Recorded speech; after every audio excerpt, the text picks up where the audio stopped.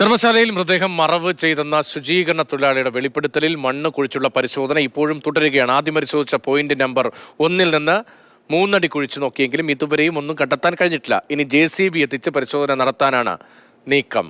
സാരംഗ് സുരേഷാണ് തത്സമയ വിവരങ്ങളുമായി ധർമ്മസ്ഥലയിൽ നിന്ന് ചേരുന്നത്. സാരംഗ്, ആദ്യ പോയിന്റ് കുഴിച്ചു നോക്കിയപ്പോൾ ഒന്നും കിട്ടിയിട്ടില്ല. മറ്റു പോയിന്റുകളും സമാനമായി ഇന്ന് തന്നെ മണ്ണ് മാറ്റി പരിശോധിക്കുന്നുണ്ടോ? ഈ ആദ്യ പോയിന്റിൽ JCB എത്തിക്കുന്ന ഉൾപ്പെടെ ദൃശ്യങ്ങളിൽ കാണാം. ആ പരിശോധനയും ഇന്നുണ്ടോ? അദ്ദേഹം മറവ് ചെയ്തെന്ന ശുചീകരണ തൊഴിലാളിയുടെ വെളിപ്പെടുത്തലിലാണ് മണ്ണ് കുഴിച്ചുള്ള പരിശോധന പുരോഗമിക്കുന്നത്. നേത്രാവതി നദിയുടെ സമീപത്ത് കരയിൽ വിവിധയിടങ്ങളിലായി കുട്ടികളെയും സ്ത്രീകളെയും കുഴിച്ചിട്ടു എന്നതായിരുന്നു നേരത്തെ ഉണ്ടായിരുന്ന വെളിപ്പെടുത്തൽ. സമീപത്ത് ഹൈവേയോട് ചേർന്നും കുഴിച്ചിട്ടിട്ടുണ്ട്. വനമേഖലയോട് ചേർന്നും മൃതദേഹങ്ങൾ മറവ് ചെയ്തിട്ടുണ്ട്.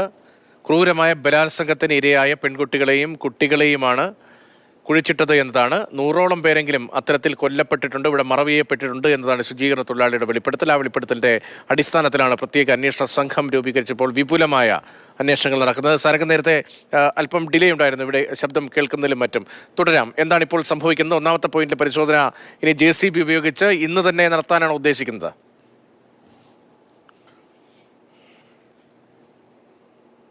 കൂടുതൽ താഴ്ചയിലേക്കുള്ള ഒരു പരിശോധന ഇവിടെ ആവശ്യമായി വരുന്നു എന്നതിനാണ് യാഥാർത്ഥ്യം. കാരണം നേരത്തെ 2017-18 കാലത്തൊക്കെ പ്രളയബാധിതമായൊരു പ്രദേശമായിരുന്നു.